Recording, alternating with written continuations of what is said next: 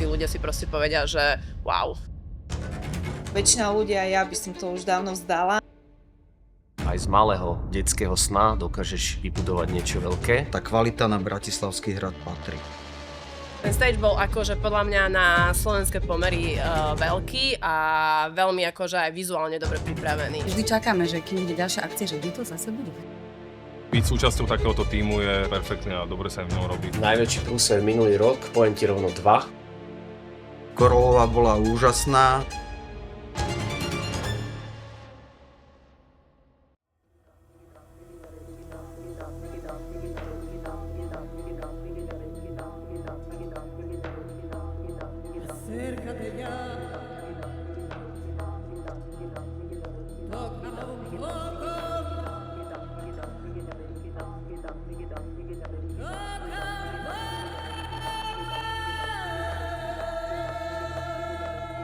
Ešte na Veglejku, keď som mal ísť vystupovať, tak to bola prvá pre mňa takáto veľká udalosť. Predtým som hral možno pre 100-200 ľudí a zrazu máš pred sebou 1200 ľudí.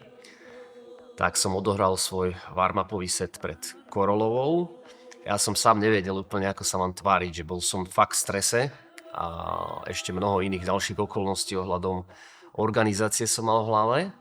A potom prišla Korolova vystriedať ma pri sete, vypla hudbu a tým, že ona navnímala, že to je ako keby celý ten taký môj projekt a vysnívaný event, tak zavolala ma k sebe, začala tlieskať a ľudia sa potom k nej pripojili, čiže od nej to bolo ako keby také veľmi pekné gesto.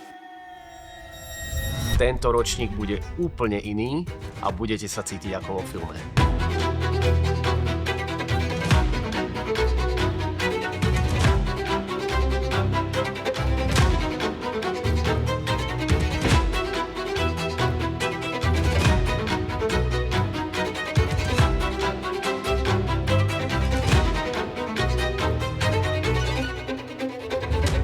Liva Kej je zaujímavý tým, že nemá veľa vystúpení na sociálnych sieťach alebo na YouTube. Tie najvzácnejšie tracky si necháva na tie živé vystúpenia. Konstantín Siebold sa etabloval v žánri melodic techno. On je z Nemecka a jeho melodické techno bude naozaj tak zaujímavé, že roztancuje aj samotný Bratislavský hrad.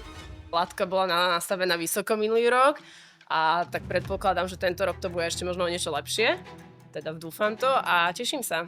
To je to super. Tento rok vyladíme, aby to bolo dokonalé. Byť súčasťou takéhoto tímu je perfektné a dobre sa v ňom robí. Minulý rok to bolo takisto ako rok predtým o jungle výzdobe. My sa snažíme stále urobiť nejakú nadhodnotu tomu eventu, aby sme priniesli po každé niečo zaujímavé.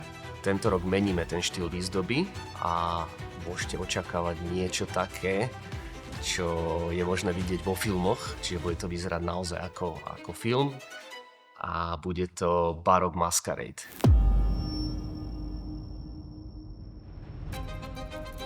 Je to v pohode, že akože není tam nejaké že koktanie niečo, že...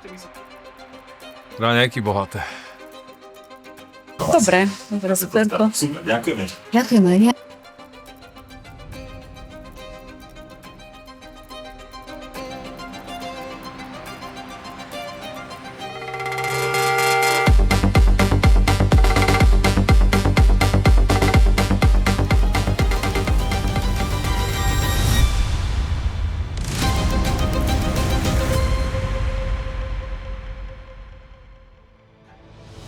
Len si spomeň na minulý rok, na ten vibe, vášeň a koľko ľudí to spojilo. Znovu takmer jeden rok skladáme a pripravujeme jeden večer, pretože toto bude svetové. Barok Masquerade a Bratislavský hrad a line-up, ktorý sem nechodí len tak často. Konstantín Siebold, Liva Kej, lístky v predposlednej vlne. 16. mája, Bratislavský hrad.